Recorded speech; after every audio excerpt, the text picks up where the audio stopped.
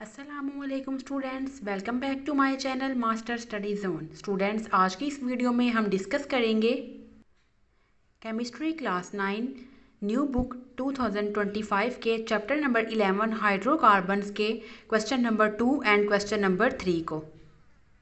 Students, आज हम discuss करेंगे क्वेश्चंस फॉर शॉर्ट आंसर्स को एंड कंस्ट्रक्टेड रिस्पांस क्वेश्चंस को। अपनी वीडियो स्टार्ट करने से पहले मैं आपको बता दूं स्टूडेंट्स, अगर आपको क्लास 9 के किसी भी सब्जेक्ट में कोई कन्फ्यूजन है, आपको किसी भी टॉपिक में कोई कन्फ्यूजन है, आपको स्पेसिफिक कोई टॉपिक समझना हो, आपको किसी भी चैप्टर की सॉल्व एक्सरसाइजेस चाहिए, उसके लिए आप मुझे कमेंट सेक्शन में मैसेज कर सकते हैं। इंशाल्लाह मैं आपकी प्रॉब्लम को सॉल्व करने की पूरी कोशिश करूँगी। आइए स्टूडेंट्स, चलते हैं अपने आज के लेक्चर की तरफ। जी स्टूडेंट्स, क्वेश्चन नंबर 2 का हमारा पहला क्वेश्चन है differentiate between organic and inorganic compounds. जी स्टूडेंट्स, इसका आंसर मिलेगा पेज नंबर 153 पे। Let's discuss. जी स्टूडेंट्स, तो इसका आप आंसर लिखोगे स्टूडेंट्स, ऑर्गेनिक कंपाउंड में मोस्टली आपके पास होते हैं carbon and hydrogen atom. They often associated with living organism. और स्टूडेंट, जो ऑर्गेनिक कंपाउंड है वो मोस्टली किससे एसोसिएट करते हैं? लिविंग ऑर्गेनिज्म में। इट मीन्स के जो ऑर्गेनिक कंपाउंड्स हैं वो मोस्टली किस में पाए जाते हैं? लिविंग ऑर्गेनिज्म में। फॉर एग्जाम्पल शुगर्स हैं, प्रोटीन्स हैं, फैट्स हैं, डीएनए एंड आरएनए, जिसको स्टूडेंट्स हम कलेक्टिवली बोलते हैं न्यूक्लिक एसिड।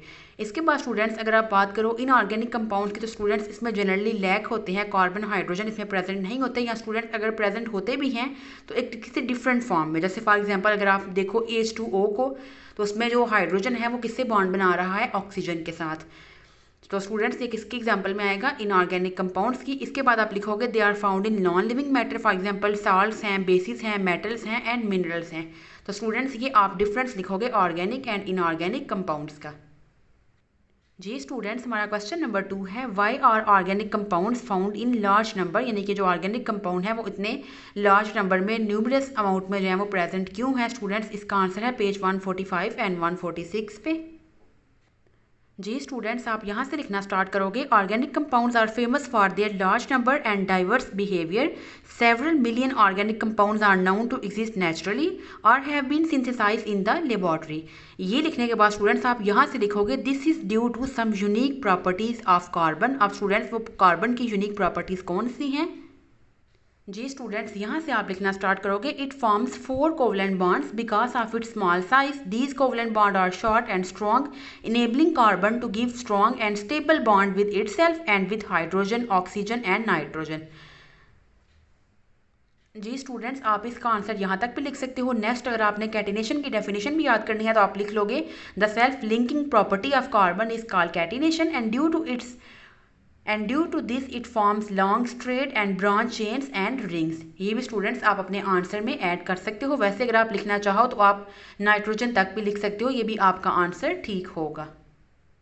तो देखिए स्टूडेंट्स, क्या रीज़न है कि जो ऑर्गेनिक कंपाउंड है वो बहुत जो है वो वास्ट अमाउंट में प्रेजेंट है। उसकी रीज़न क्या है स्टूडेंट्स के जो उसमें कार्बन है उसकी कुछ प्रॉपर्टी है। फर्स्ट क्या है कि कार्बन जो है वो मल्टीपल बॉन्डिंग कर सकता है। कार्बन जो है वो एक टाइम पे 4 बॉन्ड बना सकता है। और दूसरा स्टूडेंट्स, वो जो बॉन्ड होते हैं उनकी जो है वो स्ट्रेंथ जो है वो ज़्यादा होगी, वो बॉन्ड स्ट्रांग होंगे तो इजीली ब्रेक भी नहीं होते, इसलिए वो इजीली बॉन्ड बनाता है हाइड्रोजन के साथ और ऑक्सीजन एंड नाइट्रोजन के साथ भी। इसके अलावा स्टूडेंट्स, जो कार्बन है उसकी सेल्फ लिंकिंग प्रॉपर्टी है, यानी कि जो कार्बन है वो कैटिनेशन की प्रॉपर्टी शो करता है। कार्बन कार्बन जो है एटम आपस में अटैच होते हैं, इस तरह से आपके पास long chain and long rings जो है वो आपके पास बनती हैं। इस वजह से जो ऑर्गेनिक कंपाउंड्स हैं वो लार्ज अमाउंट में प्रेजेंट हैं।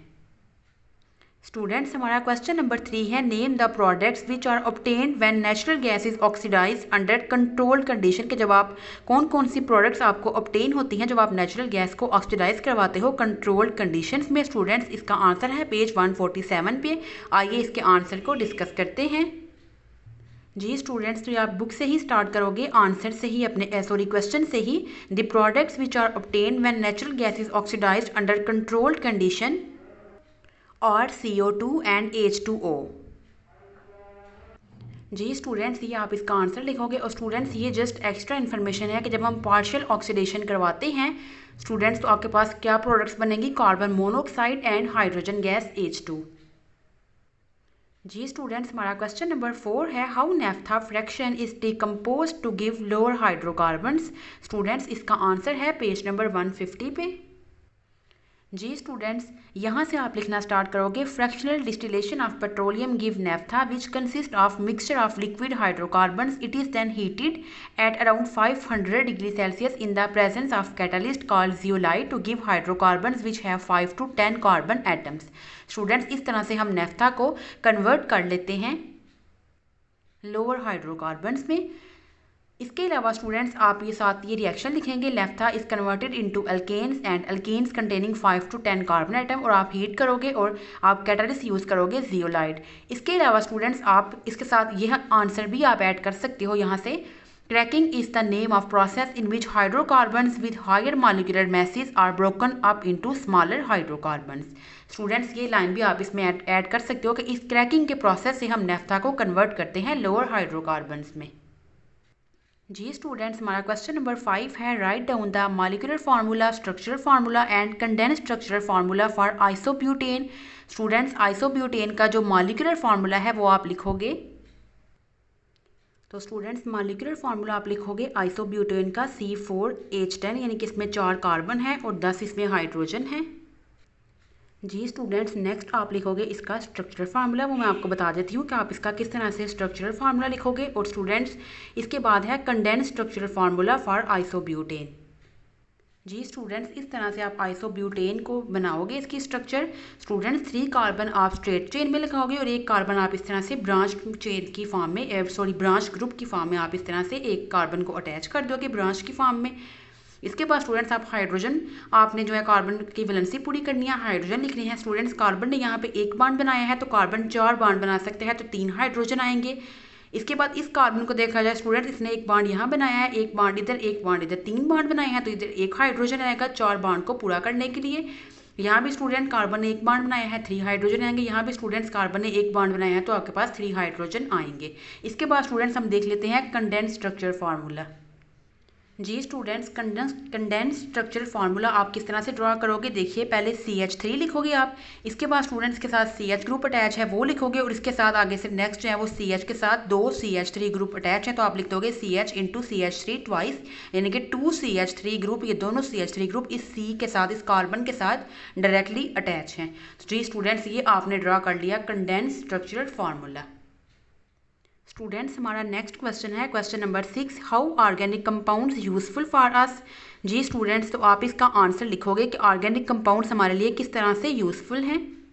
जी स्टूडेंट्स, मैंने इसका आंसर पेज 146 पे लिखा है। आप लिखोगे organic compounds are part of everything from food we eat to various items.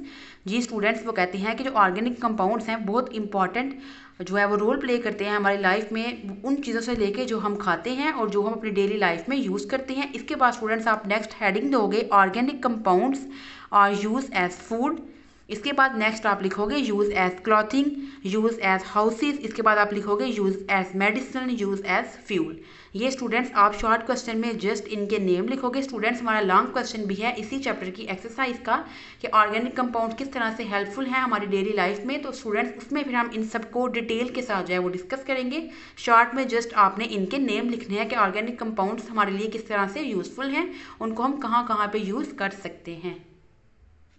Students, हमारा नेक्स्ट क्वेश्चन है question number 7, write down the name of 5 such organic compounds which exist naturally. तो students आप उसमें लिखोगे वाइटामिन्स हैं, nucleic acid हैं, fats and oil हैं, hormones हैं, एंटीजन्स हैं, कार्बोहाइड्रेट्स एंड प्रोटीन्स। आप इसमें से कुछ भी जो है वो 5 लिख सकते हो।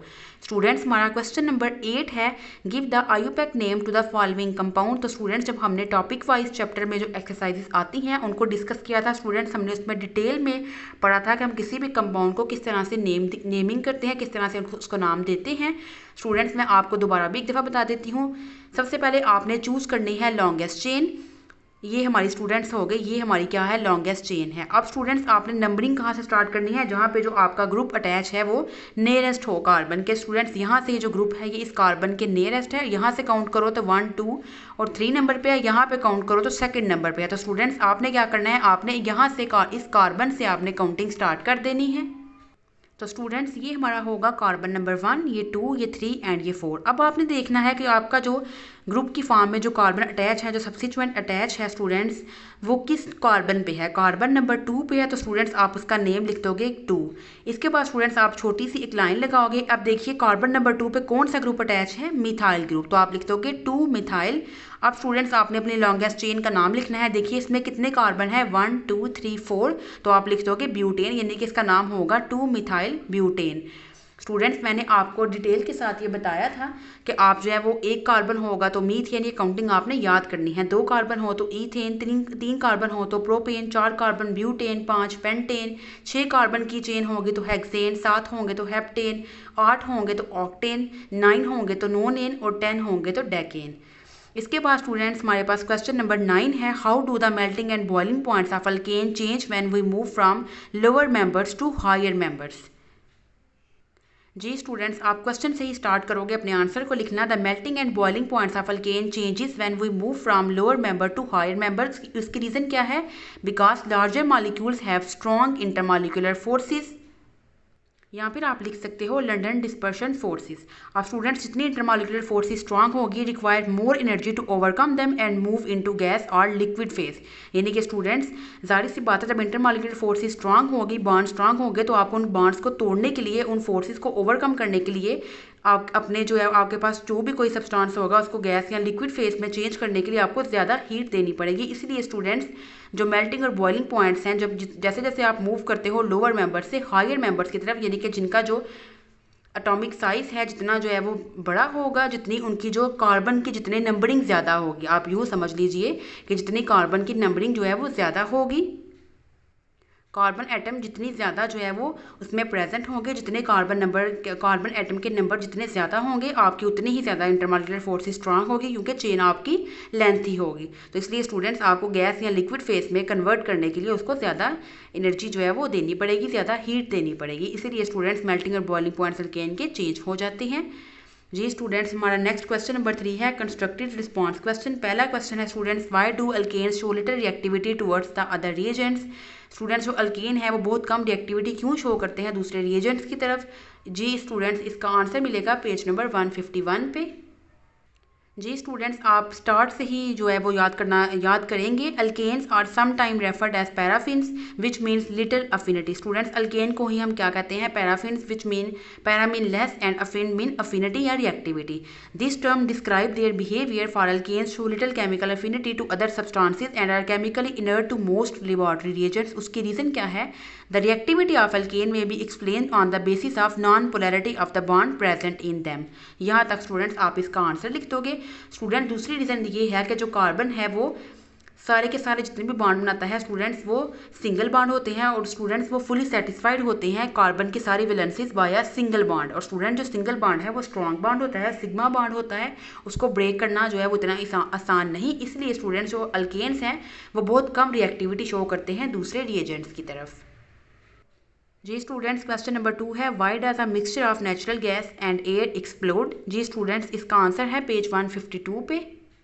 स्टूडेंट्स पहले आप क्वेश्चन से ही लिखोगे the mixture of natural gas and air explode, then आप लिखोगे due to rapid combustion reaction when ignited methane is natural gas react with oxygen in the air releasing large amount of energy.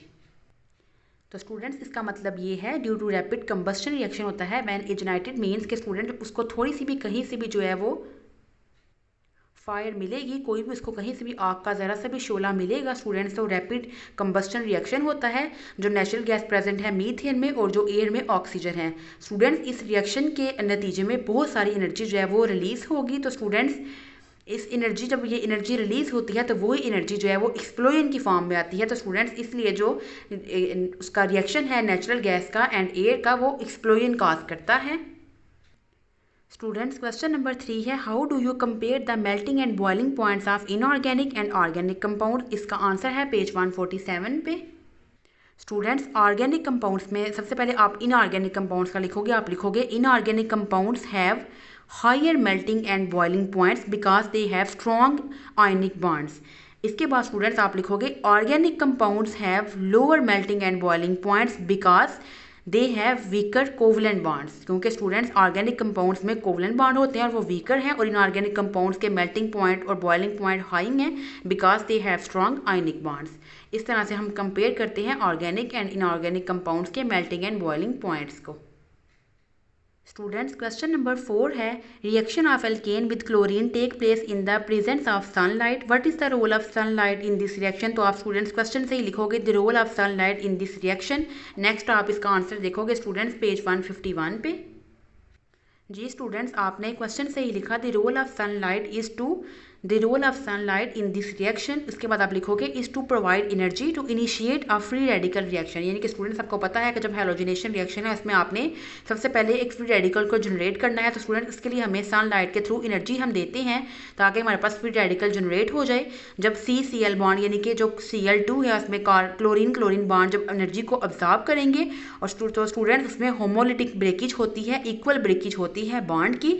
यानी कि अगर एक bond में 2 electron है तो students दोनों के पास एक एक इलेक्ट्रॉन जाएगा। These free radicals will attack the alkane replacing the hydrogen atom and process the continuous in chain reaction. तो स्टूडेंट्स वो जो फ्री रेडिकल्स हैं वो अटैक करेंगे अल्केन पे और रिप्लेस करते जाएंगे हाइड्रोजन को, एटम को, किसके साथ, Cl यानी कि क्लोरीन के साथ। और ये प्रोसेस चलता रहेगा एक चेन रिएक्शन में। तो स्टूडेंट्स ये रोल है सनलाइट का, क्योंकि वही एनर्जी प्रोवाइड करता है फ्री रेडिकल को जनरेट करने के लिए। जी स्टूडेंट्स, हमारा क्वेश्चन नंबर 5 है, how do you compare the boiling points of n butane with that of isobutane. Students इसका आंसर है पेज 148 पे। तो स्टूडेंट्स पहले आप लिखोगे N-ब्यूटेन के बारे में। N-ब्यूटेन हैज़ हायर बॉइलिंग पॉइंट, क्योंकि स्टूडेंट्स N-ब्यूटेन में जो 4 कार्बन हैं वो बिल्कुल स्ट्रेट चेन में अटैच होते हैं। It has linear structure and stronger London dispersion forces. It require more energy to overcome for the forces and boil. तो स्टूडेंट्स इसलिए N-ब्यूटेन का जो बॉइलिंग पॉइंट है वो हायर है। अब हम डिस्कस करते हैं आइसोब्यूटेन को। तो स्टूडेंट्स आइसोब्यूटेन की अगर हमने स्ट्रक्चर देखी थी, जब हमने अपने शॉर्ट क्वेश्चन को डिस्कस किया, हमने आइसोब्यूटेन की जब स्ट्रक्चर फार्मूला देखा तो उसमें हमने देखा स्टूडेंट्स कि उसमें एक कार्बन जो है वो नीचे जो है वो ग्रुप की फॉर्म में ब्रांच में प्रेजेंट था। इसमें एक ब्रांच थी हमारे पास CH3 की। तो स्टूडेंट्स इसलिए जो आइसोब्यूटेन है उसका बॉइलिंग पॉइंट लो है, क्योंकि इसमें ब्रांच स्ट्रक्चर है और मालिक्यूल जो है वो can't pack closely, molecule closely pack नहीं हो सकता। लेकिन N-ब्यूटेन में लीनियर स्ट्रक्चर थी, मालिक्यूल क्लोजली पैक था। तो इसलिए स्टूडेंट इसमें वीकर लंडन डिस्पर्शन फोर्सेस होंगी, तो इसलिए इसका बॉइलिंग पॉइंट N-ब्यूटेन की निस्बत कम होगा। जी स्टूडेंट्स, हमारा लास्ट क्वेश्चन है question number 6, why are organic compounds not generally soluble in water. Organic compounds water में सॉल्युबल क्यों नहीं। स्टूडेंट्स इसका आंसर है पेज 151 पे। जी स्टूडेंट्स, आप क्वेश्चन से ही स्टार्ट करोगे, organic compounds generally not soluble in water. तो स्टूडेंट्स उसके रीज़न क्या है, यहाँ से आप स्टार्ट करोगे on the basis of non polarity of the bond present in them. क्योंकि स्टूडेंट्स जो ऑर्गेनिक कंपाउंड में जो बॉन्ड प्रेजेंट होते हैं वो स्टूडेंट्स क्या होते हैं, जनरली वो नॉन पोलैरिटी में होती है, वो नॉन पोलर बॉन्ड होते हैं। इसके बाद आप नेक्स्ट लिखोगे the electronegativity value of carbon की 2.6 है, हाइड्रोजन की 2.1 है, do not differ appreciably and the bonding electrons between carbon hydrogen and carbon carbon bonds are almost equally shared. This fact make alkanes mostly non polar. तो students almost alkanes non polar है क्योंकि इसमें कोई भी electronegativity का difference नहीं दो atom के दरमियान में। तो स्टूडेंट्स जब इलेक्ट्रोनेगेटिविटी का डिफरेंस नहीं होगा तो इलेक्ट्रॉन इक्वली शेयर्ड होते हैं, कोई भी एटम ज़्यादा अपनी तरफ इलेक्ट्रॉन को अट्रैक्ट नहीं करता। तो स्टूडेंट्स बहुत कम इलेक्ट्रोनेगेटिविटी का डिफरेंस है, एप्रिशिएबली देखा जाए तो कोई भी डिफरेंस नहीं, बहुत कम है। इस वजह से स्टूडेंट्स क्या होता है, जो बॉन्डिंग इलेक्ट्रॉन्स हैं वो इक्वली जो है वो शेयर हुए हैं दोनों एटम्स के दरमियान में। तो इसलिए अल्केन्स जो है वो नॉन पोलर हैं। तो स्टूडेंट्स आप लिखोगे अकॉर्डिंग टू प्रिंसिपल, आप इसमें ये लाइन ऐड करोगे according to the principle like dissolve like. इस प्रिंसिपल को देखा जाए लाइक डिजॉल्व लाइक को, तो स्टूडेंट्स जो ऑर्गेनिक कंपाउंड्स हैं वो नॉन पोलर हैं बट वाटर इज पोलर। क्योंकि students organic compounds non polar हैं बट वाटर क्या है, पोलर है। तो अगर लाइक डिजॉल्व लाइक का प्रिंसिपल देखा जाए तो जो नॉन पोलर है वो कभी भी पोलर में डिजॉल्व नहीं हो सकता। तो आप ये लाइन लिखने के बाद लिख दोगे organic compounds are non polar but water is polar, so this is the reason organic compounds do not soluble in water. So students this was all about our 2 days lecture. Hopefully कि आपको आज के lecture की अच्छे से समझ आ गई होगी। फिर भी स्टूडेंट्स आपको कोई कन्फ्यूजन हो, कोई क्वेश्चन हो, आप मुझे कमेंट सेक्शन में मैसेज कर सकते हैं। स्टूडेंट्स वीडियो अच्छी लगे वीडियो को लाइक करें, अपने फ्रेंड्स के साथ शेयर करें और मेरे चैनल को सब्सक्राइब कर लें ताकि इस तरह के इंफॉर्मेटिव लेक्चर्स, सॉल्व एक्सरसाइजेस आप तक पहले पहुंच सके। स्टूडेंट्स इंशाल्लाह नेक्स्ट हम डिस्कस करेंगे descriptive questions and investigate questions को। मिलेंगे स्टूडेंट्स इंशाल्लाह एक नेक्स्ट वीडियो में एक नए टॉपिक के साथ। तब तक के लिए अल्लाह हाफिज़।